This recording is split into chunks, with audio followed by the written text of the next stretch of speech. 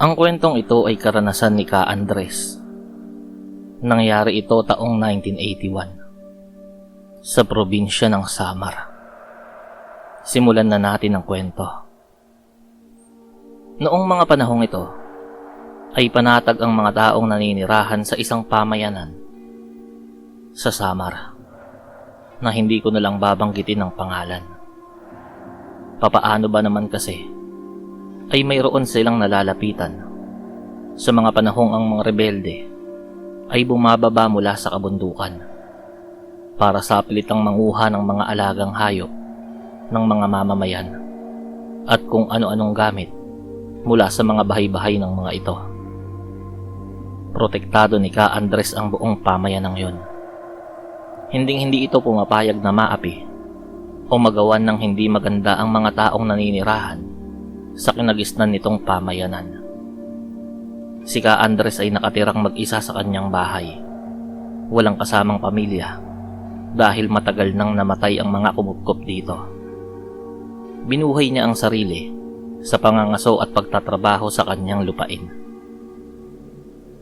Isang beses nga ay hindi napakiusapan ng 3 rebeldeng kalalakihan na bumaba sa kanilang pamayanan. Ayaw pumayag ng mga yon sa alok ni Ka Andres na 10 pirasong buhay na manok. Nagpupumilit ang mga yon na tangayin ang inahing kambing ng isang kaawa-awang ginang na halos maiyak na sa takot. Ang ginawa ni Ka Andres ay sinuntok ng pagkalakas-lakas ang isang lalaking naiwang nakatayo. Bumagsak ito sa lupa, walang malay, at tinatagusan ng masaganang dugo sa ilong at bibig. Tanggal pa ang ilan sa mga ngipin noon na makikita sa nakanganga nitong bibig. Yung 2 lalaki naman na kanina'y pilit na tinatangay ang inahing kambing ay halatang nabigla. Akmang itututok ng mga yon ang mahahabang baril na nakasabit sa kanilang katawan. Pero bago pa man makaporma ang mga yon, ay mabilis nang tinakbo ni Ka Andres ang mga ito at binigyan ng tig-isang suntok sa kani-kanilang mga sikmura. Halos mawalan ng ulirat ang mga namimilipit na lalaki. "Huwag dito sa lugar ko, dahil kung ipipilit nyo ang gustuhan nyo, sisiguraduhin kong may mamamatay at hindi ako o ang mga kasama ko ang mga yon," sambit ni Ka Andres habang tinatanggalan ng mahahabang mga baril ang 3 na nakasabit sa mga katawan nito. Saksi ang mga mamamayan ng pamayanang yun kung ano ang sinapit ng 3 rebelde mula sa kamay ni Ka Andres. Dahil doon ay mas lalong nakaramdam ng kapanatagan ang mga naninirahan sa lugar na yon. Kahit papaano ay nabahagian ng tapang ang ilang kalalakihang residente dahil alam nilang may makakatulong sila kung sakaling mapalaban sa mga bumababang rebelde mula sa bundok o kahit na sinong dayo na may pagnanais na gumawa ng gulo sa kanilang pamayanan. Umabot din sa iba't ibang rebeldeng grupo na nasa kabundukan ang katapangan ni Ka Andres. Yun ang maging dahilan kung kaya't wala nang nagtangkang ito ay subukin ng harapan. Umugong din ng mga sabi-sabi na nagtataglay ng anting-anting si Ka Andres nang minsang kalabanin nito ang isang rebeldeng grupo sa bundok. Ayon sa mga nakasaksi na mangangaso, ay pinaputukan daw ng baril si Ka Andres ng mga rebelde nang pasuko nito ang kuta ng grupong yun para bawiin ang kalabaw na ninakaw ng mga yun mula sa isang residente ng lugar kung saan naninirahan si Ka Andres. Wala raw itong dalang baril at tanging itak lang ang daladala nito na nakasukbit sa bewang nito. At noong mismong araw nga na natunghayan ng saksi ang pangyayaring yon, ay ang mismong araw din kung kailan bumalik ng pamayanan si Ka Andres. Akay-akay ang nakataling kalabaw na ninakaw ng 2 miyembro ng rebeldeng grupo. Sa mga sungay naman ng kalabaw ay may taling nagdurugtong papunta sa 2 lalaking nakagapos. Hila-hila ng kalabaw ang pasuray-suray na 2 lalaki, kakikitaan ng panghihina at pagkabugbog dahil sa mga sugat ng mga ito sa muka at sa katawan. "Humingi kayo ng tawad sa may-ari ng kalabaw. Kapag naramdaman kong hindi sincero ang paghingi nyo ng tawad, Hinding-hindi ko kayo hahayaang makabalik sa mga kasamahan nyo. Sambit ng nagagalit na si Ka Andres. Nalaman kasi nito na ang ninakawan ng kalabaw ay isang matandang lalaki na ang inaasahan na lamang na makakatulong sa gawaing bukid ay ang kalabaw na ninakaw ng dalawang lalaking rebeldeng yon. Humahagulgol na humingi ng tawad sa matandang lalaki ang dalawang rebelde. Bagamat masama ang loob ng matanda, ay pinatawad sila nito. Dahil naramdaman ni Ka Andres na sincero naman ang paghingi ng tawad ng dalawang rebelde, ay kinalagan niya ang mga yon at pagkatapos ay hinayaang makabalik sa kabundukan sa kuta ng mga kasamahan nito. Patuloy na kumalat ang balita patungkol sa kagitingan ni Ka Andres at mga bali-balitang nagtataglay ito ng anting-anting. Umabot din yon sa mga kalapit na bayan at sa lahat ng iba't ibang grupo ng mga rebelde na naninirahan sa bundok. Matagal-tagal nang walang nangahas na gumawa ng gulo sa pamayanan na tinatahanan ni Ka Andres. Subalit isang pangyayari ang naganap at nagpataranta sa mga residente ng pamayanang iyon. Isang batang lalaki ang biglang nawala. Hinanap na ito ng kanyang mga magulang sa mga bahay-bahay ng kapitbahay, pero wala roon ang anak. Pati sa mga karatig bayan ay ipinagtanong-tanong na nila, pero bigo pa rin ang mga ito na matagpuan ng anak. Doon na nagdesisyon ang mag-asawang tunguhin at ipagbigay balita kay Ka Andres ang pagkawala ng anak. Agad na gumayak si Ka Andres at isinukbit ang kanyang itak sa kanyang tagiliran.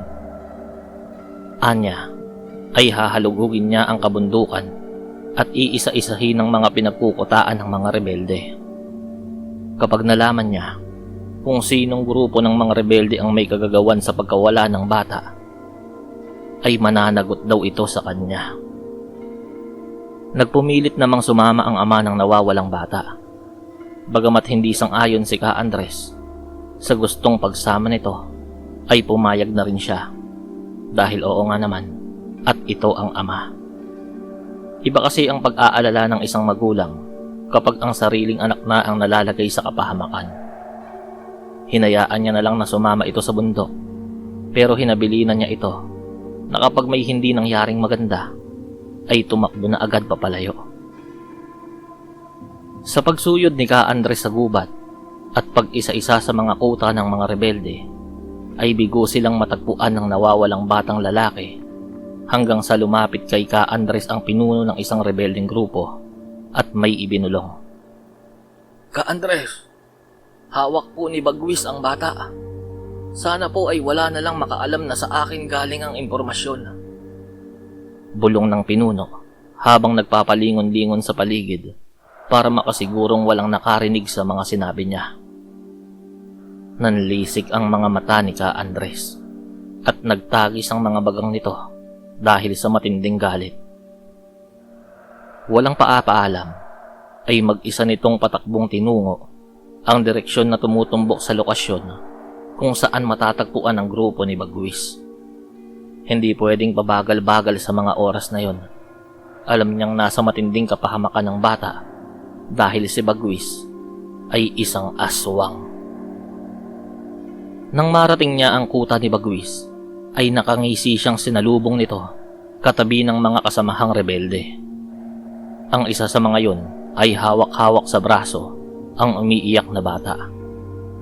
Walang pagdadalawang isip ay sinugod ni Ka Andres ang pinunong si Bagwis. Binunot nito sa tagiliran ng itak habang tumatakbo papalapit kay Bagwis. Subalit hindi pa man lubusang nakakalapit si Ka Andres sa pinuno, ay mabilis itong nagbago ng anyo. Humaba ang huso noon at tinubuan ng matutulis ng ngipin na nakausli sa malaking bunganga nito. Pero ang ginawa ni Ka Andres ay sa halip na si Bagwis ang tagain, ay yung isa sa mga kasamahan nito na may hawak sa bata at tinaga. Bumaon sa ulo nito ang itak ni Ka Andres. Natulala naman ang mga kasamahan ni Bagwis. Umatungal ng malakas si Bagwis at nagsabing paputukan ng bata.